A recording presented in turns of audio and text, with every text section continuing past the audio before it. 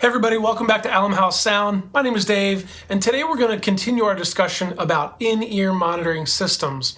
Now, not too long ago, I did a video about kind of my budget, my go-to budget in-ear monitoring system, and how it's a combination of wired and wireless units. So maybe my frontline people get some wireless in-ear monitors, where the back line, all the people that are stationary, we go typically with a hardwired situation. Well, not too long ago, I had a company reach out to me and they wanted me to test out a product. They knew I was doing some monitoring tests and they apparently sell on Amazon. So today we're going to take a look at this product by a company called KIMAFUN or KIMAFUN, something that's fun. Anyway, so this is a wireless in-ear monitoring system. As I've done a little bit of research for about 20 seconds. It runs on Bluetooth capability. And so what I want to do is take this out. We're going to take a little unboxing here in a second. We're going to take a look at what comes inside of this this box here. It does have a nice little case to it. But anyway, we're going to take a look at those products. We're going to unbox them. We'll see what's in the containers, what the products look like. We'll make sure that they're charged up. And I'm excited because I've got rehearsal in a couple days and I need to practice drums in this room tonight. So what I'm going to do is kind of set it up in a real world scenario where I'm going to run my tracks through the console here. I will plug the transmitter in, and then I'll take the receiver over to my kit, which is literally right over there. And so just to test it out and see how it works, I want to listen and see what the audio quality sounds like. We're looking for latency here, Bluetooth latency. That's going to be a big concern, obviously, for any monitoring system. Now, also, my plan is to take it to rehearsal with me, see if I can get it to work in the analog board that we have in our rehearsal studio. And then, if it all works really well, or at least acceptably well, I'll take it to church with me on Sunday, set it up, and I can kind of walk you through where everything is set up, the distances, because that's going to be a much bigger distance than right in here. All right, so enough of the talking. Let's go ahead and dive into kind of what's in the package, what's in the box, and then we'll get on with the testing and everything else. All right, here we go.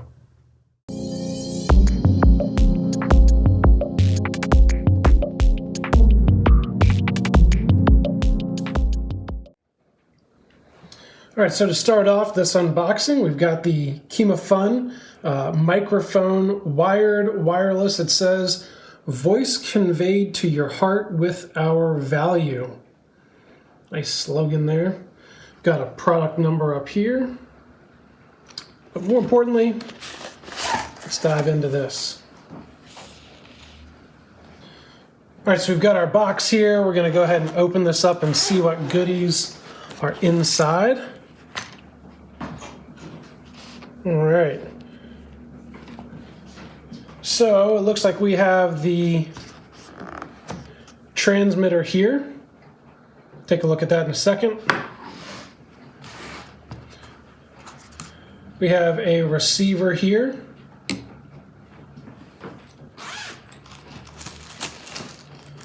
And we have various cables. So this looks like a 1/4 inch to 1/8 inch adapter maybe. It's got a mono plug on the end of it.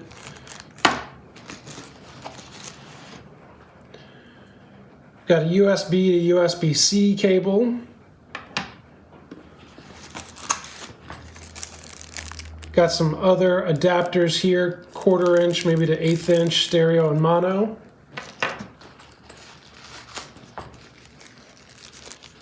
We'll find out what's in here. This might be some headphones, not quite sure.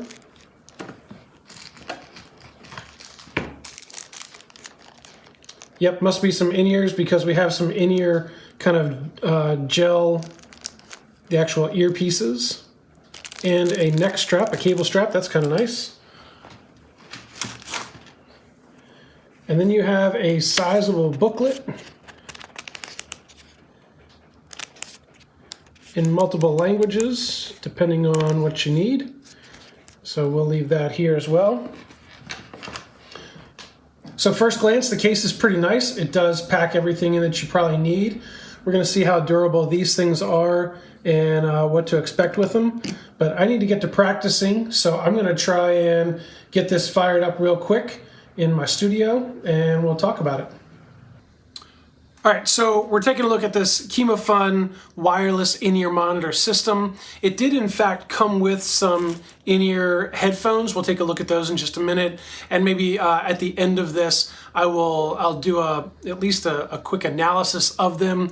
As you can see, I've just got my old original Apple earbuds from my iPhone plugged in here as a quick test. I know what these sound like. What I did just to start out with, I plugged these into my computer and listen to the music, and then I put this in place with the transmitter on the computer and listened to it, and I got the same sound. And one of the things I was looking for was time alignment of the video that I was watching and the audio I was getting. So it is running at a 2.4 gigahertz setting, so that is pretty standard. And there was no delay. I didn't notice any delay. I'm sure there's some delay, but I did not notice anything that threw me off. So that's kind of my first step. Make sure that I get the same audio quality in terms of frequency response, and then also making sure that there's no delay. One of the things I noticed was originally I didn't have this plugged in all the way, and so I did have a little bit of null or cancellation going on, and so then when I pressed it in all the way like a genius, I got full frequency. Brilliant. It does have a volume knob on the side, which kind of akin to your normal body packs. You have a volume knob. These are up and down buttons, and that's really about it. It's got 6 channels of adjustability in terms of your frequency spectrum that you can choose from. And I did check all 6 of them. They all 6 responded the same, and that was great. That will come into play when we're in my venue, because we have 3 TV stations and I think 4 radio stations that are within a 5-mile radius of us. So the radio frequencies there are pretty packed. Also keep in mind, everybody has cell phones. We have some wireless signals and there, other things that are running on the 2.4 gigahertz range. So we're going to check for interference of these when we get there. But right now we're in the studio. We're going to go ahead and set this thing up, plug in my Shure in-ear monitors, and we'll listen. And I got to practice some drums. Let's go. Okay, one last thing before I go, actually. They've got these converters, these adapters here. These are quarter-inch adapters. One is a stereo and one is a mono. And this is the transmitter here. I keep looking at the screen, sorry. This is the transmitter here. You can see it's on because I just unplugged it from the computer. And these can go on and thread on. Now this is great because I don't have, when I start to think about how I would use this in my production environment with an X32 console, which is what I'm going to use back here, I could plug this into the headphone jack and get a wireless signal out, which I just had a really brilliant thought. I'm going to come back to that in a second. Anyway, what I'm going to do is I'm going to plug the mono adapter on here, and I want to see if the there we go. I want to see if the mono adapter will still give me audio in both ears. I'm going to use a mix bus. I'm going to send the mix bus out the auxiliary out on the back of the console, and I'm going to plug this thing in, and I'm going to see if I get audio in both ears. I'm going to do that right back there. All right, so the good news is I wrapped up the practice the other night here in my practice room, and things went well. So I am going to take this stuff to the Thursday rehearsal, and then hopefully, assuming that stuff all works out, we'll see you guys at my church, the Bird Theater, on Sunday morning, and have the drums set up and kind of walk you through what I'm doing there. So next step, hopefully we'll see you on stage. Let's go.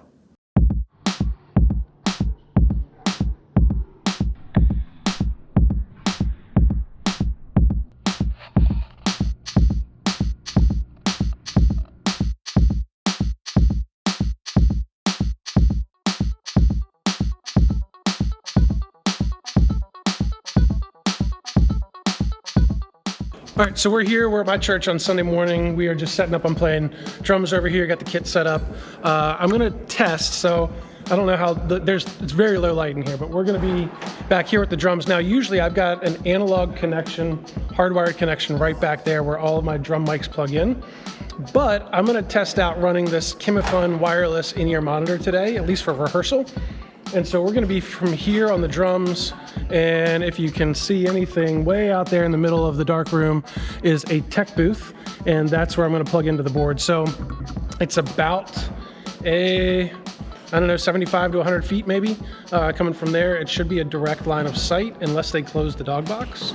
So we'll test that out. The other thing I want to think about too, all of my connections are over here on the far side of my stage where my digital snake is and everything else. And so can I plug this into the digital snake? Now I've also got my headphone amp, which if you haven't seen that video, that was the previous monitor video, but the headphone amp is over there. One of the things you want to think about is you don't really want to plug this into a headphone amplifier because it's an amplified signal going into a unit that's going to amplify the signal. Still going to test it out because I want to see if it cracks and pops, but for right now, I'm going to set my camera down next to me and you guys can watch our rehearsal and see a little bit of that and see what I find out.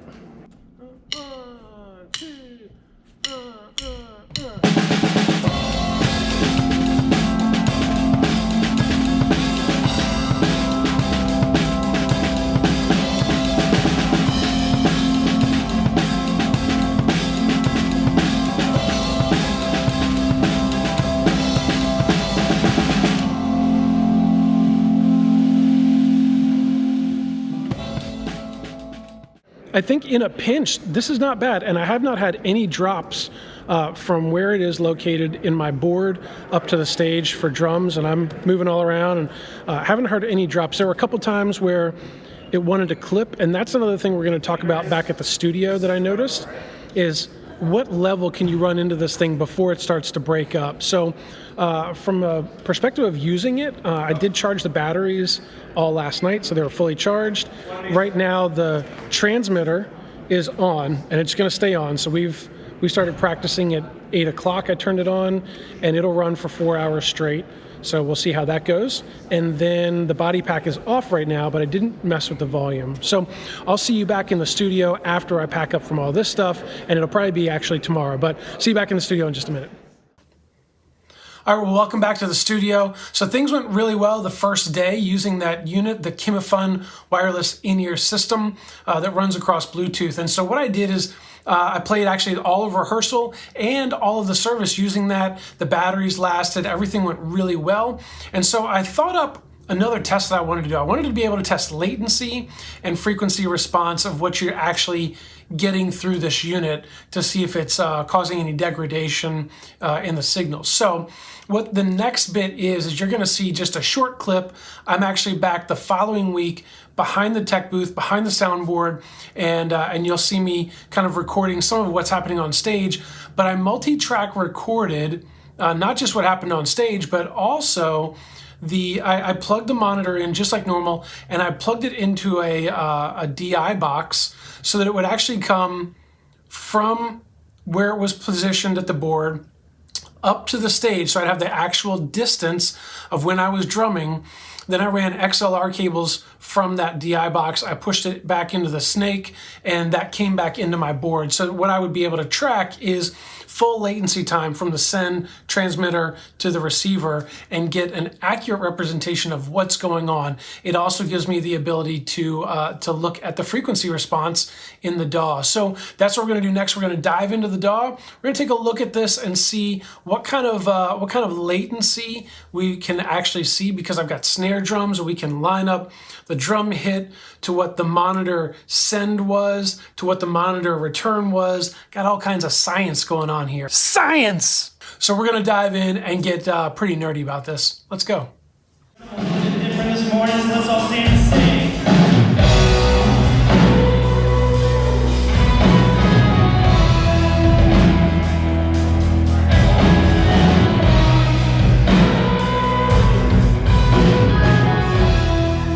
All right, so here we are in the DAW, and what we've got here is a couple different items to look at. So the blue line here in the top listed as snare top. That's the mic that's on top of my drum, the snare drum.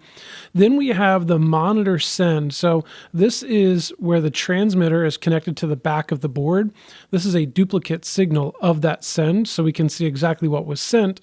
And then the return here in orange at the bottom, I did stereo, but regardless, this is running, again, from stage at the drummer's position, through a DI box, back through the digital snake, and then into this. So what we're going to do is we're just going to zoom way in here. We're going to get way, way, way up close and personal here. And we're going to take a look at this example that I found here. So this here is the snare top, and it seemingly looks like the drum monitor send has gone faster than that, but I think that the monitor send has other stuff that is being picked up, so it's not specific to this one snare drum hit. But what we can get is if we put this cursor,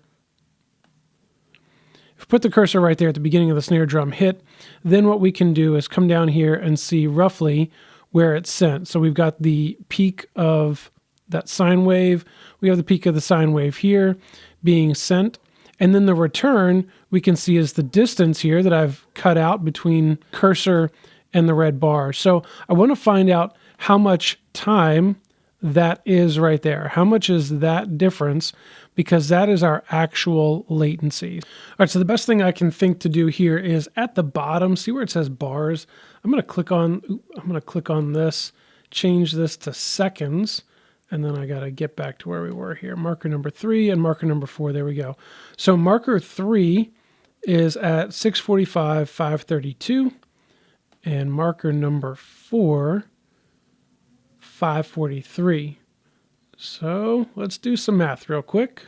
So that actually ends up coming out to be 11 milliseconds, which does seem pretty latent. And again, I functioned fine with it on stage, but 11 milliseconds, certainly something that you're not going to want to give to a vocalist. They are going to hear that.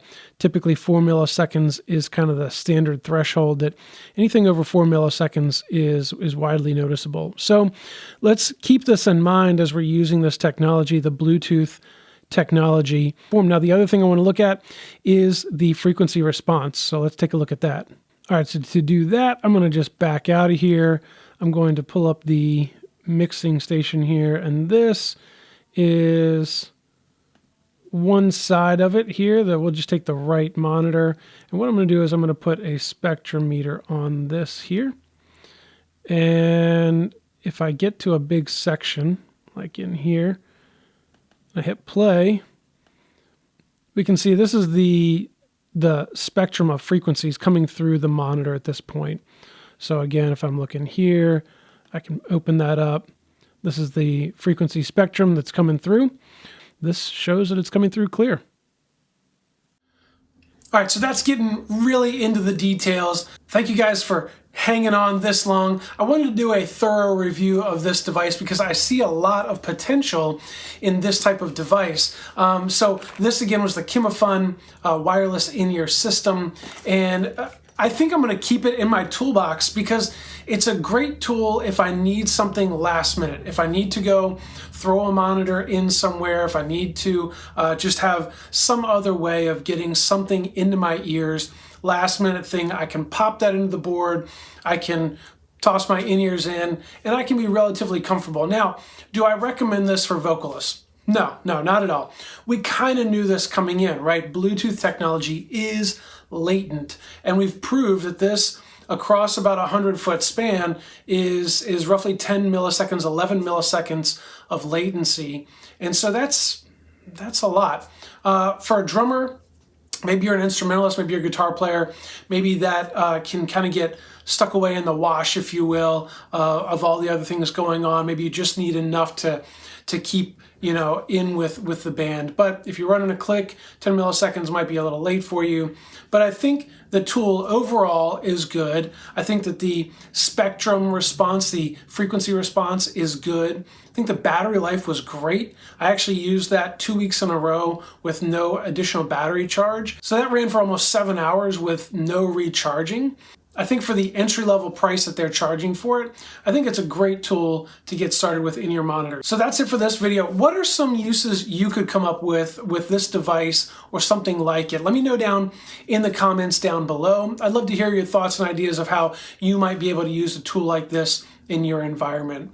If you've got questions, got comments, leave those in the comment section as well. And if you need one-on-one help, go ahead and check the description. I've got a link there where we could start a conversation outside of YouTube and get you some individual help.